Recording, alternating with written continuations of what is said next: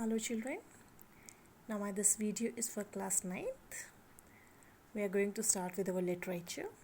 So we'll take our first poem, The Cold Within, written by James Patrick Kinney. Now children, before starting this poem, let me give you the brief introduction that what is there in this poem. This poem shows us that how we withhold our hands and refuse help others. We are guided by our petty hates, prejudices. We forget that we all are going to share the same destiny. We all are going to die. And we divide humanity between us and them. We reserve our kindness and generosity and goodness for those whom we know, whom we love. We turn our back on the rest. We don't care for others. It's not like that each one of us has the same reservations.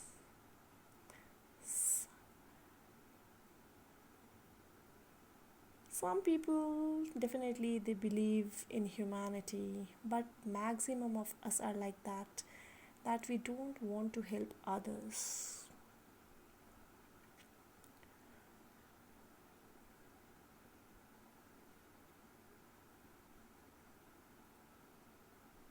Some people consider that who worship at the different church as others. Some are guided by the color of the skin. Still, others have other reasons. But one thing is that the oppressed hate the oppressors, and the rich and the poor are at loggerheads and think of each other as enemies.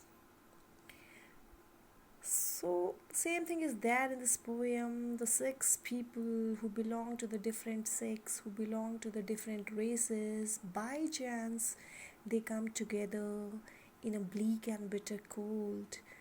They are sitting by the dying fire. The fire was dying. It is in a need of logs. Each one of them are having a log, but as all the 6 people, they are guided by their prejudices, they are guided by their hatred. They do not put their logs in the fire, and finally they all perished. So now let's start with the poem. 6 humans trapped by happenstance in bleak and bitter cold. Each one possessed a stick of wood, or so the story is told. Now, in the beginning of the poem, 6 human beings. 6 human beings who belong to the different sects, who belong to the different religion, they got trapped accidentally. It is written happenstance. Happenstance means by chance, accidentally, by chance. These 6 human beings, they got trapped in a bitter cold.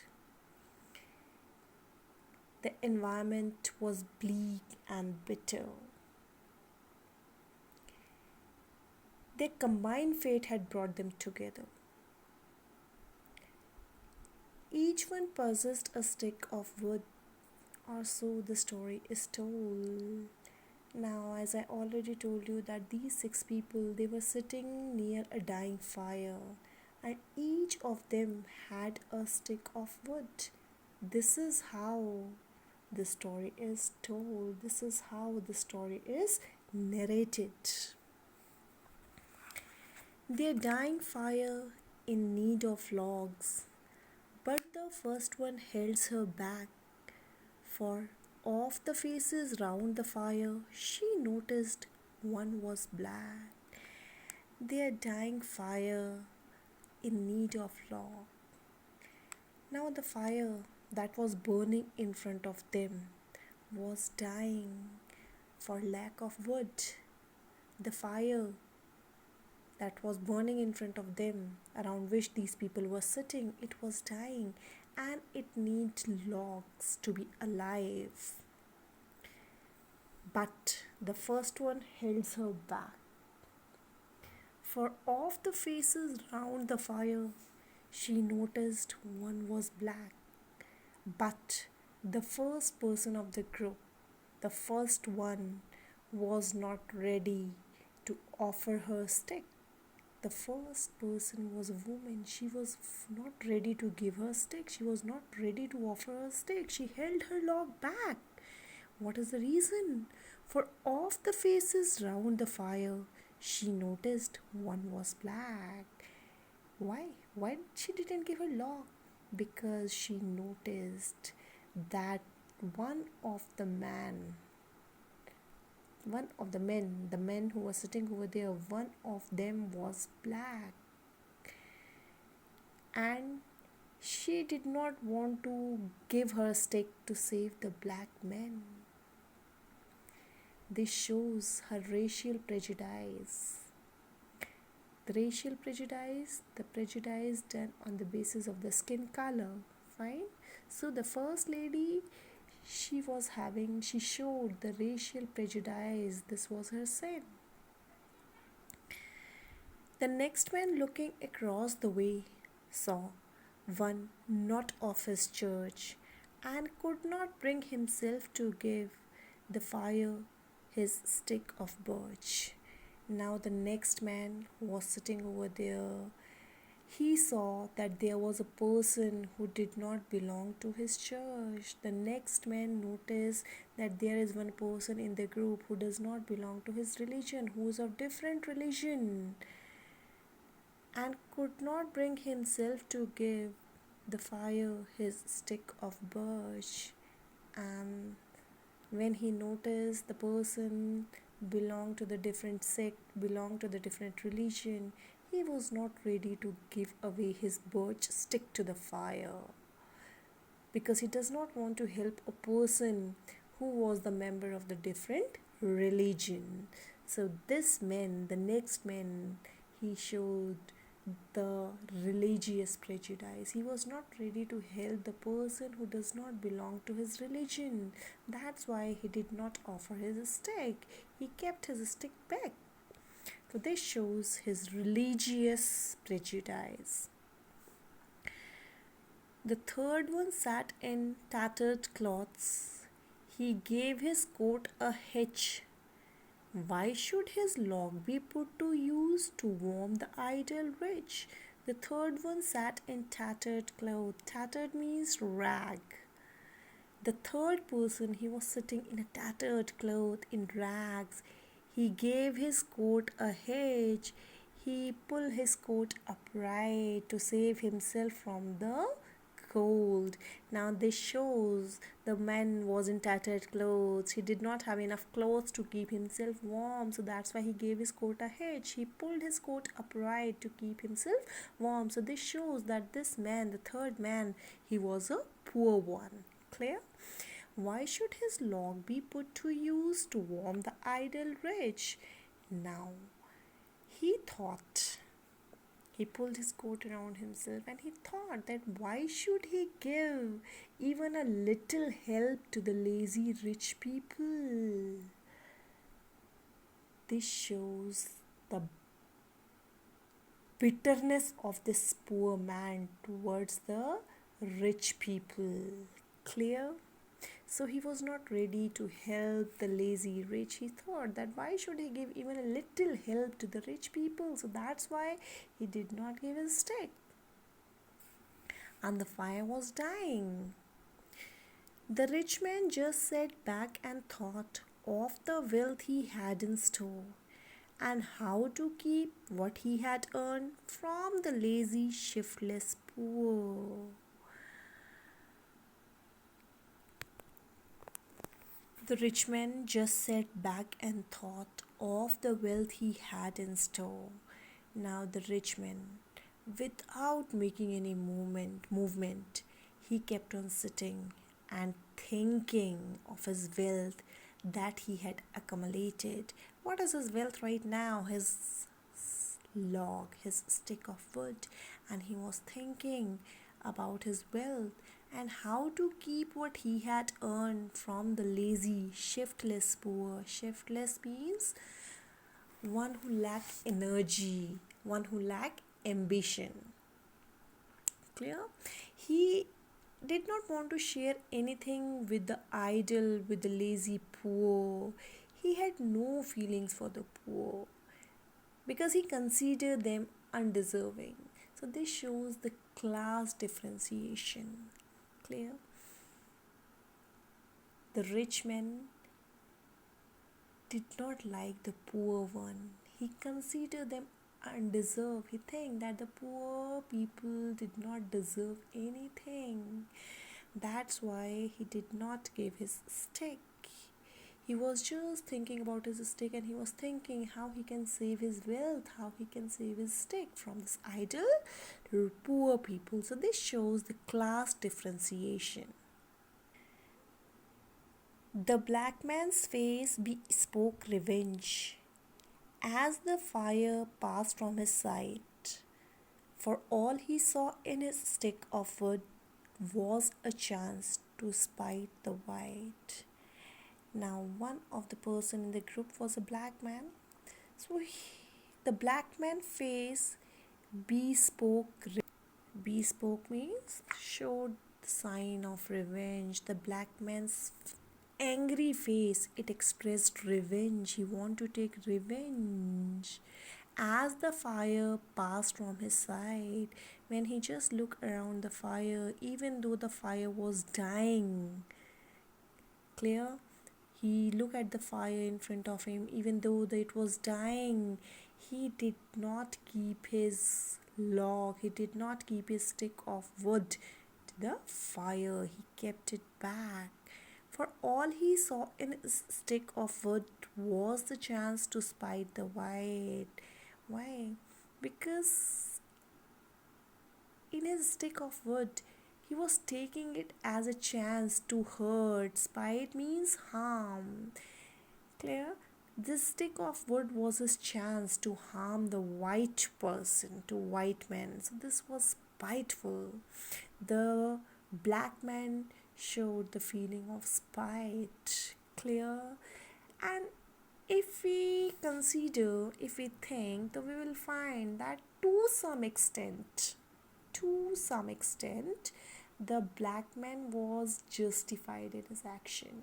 Why? Because in the beginning, we know the first man in the group, the first lady in the group, she did not put her log in the fire because she saw one black man over there. So, to some extent, okay, the black man was justified, but because of humanity, the black man should have given his law, but because he did not want to help the white men, clear, he wanted to take his revenge from the white people, and his stick of wood was his chance to harm the white man. He knew if he would not put his stick of wood over there, the white person would die, and in that feeling of revenge, he forgot that he would harm himself also by not putting his stick of wood over there.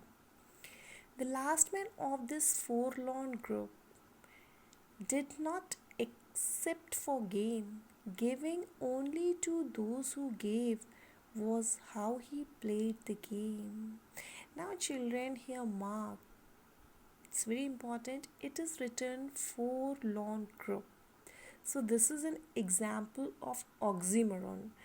Oxymoron is a figure of speech. It is a poetic device when two opposite ideas are put together.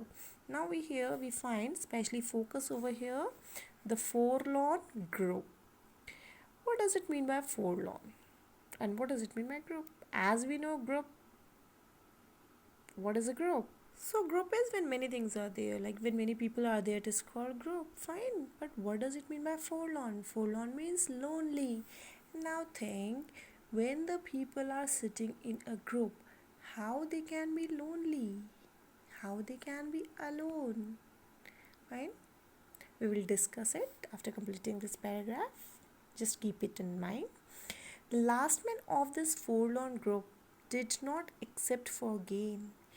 Giving only to those who gave was how he played the game. Now, the last person of this group, he was an opportunist. He always did something for his own gain, did not accept for gain. Not means nothing. So, he always did something for his own gain. He did nothing if he did not see his profit in it. Okay. Giving only to those who gave was how he played the game. He did not give his own stick as others had not done so. He is not having any prejudice in his mind. He does not hate anyone. But he was a selfish man and he saw when nobody is giving his stick, why should he? He had no specific reason. Clear? He kept back his stick as he thought that he would gain nothing by giving his stick. He lacked generosity. Giving only to those who gave was how he played the game. How he was playing the game of giving. He was playing the game of giving and receiving. He gave only to those who give him something in return. Now here he saw that nobody is putting his stick in the fire, so he kept his stick back. He lacked generosity. He was an opportunist. He was selfish. Clear? Now, children, let's discuss what is a forlorn group. Why the group is called forlorn? The six people were sitting together, but none of them was connected by heart.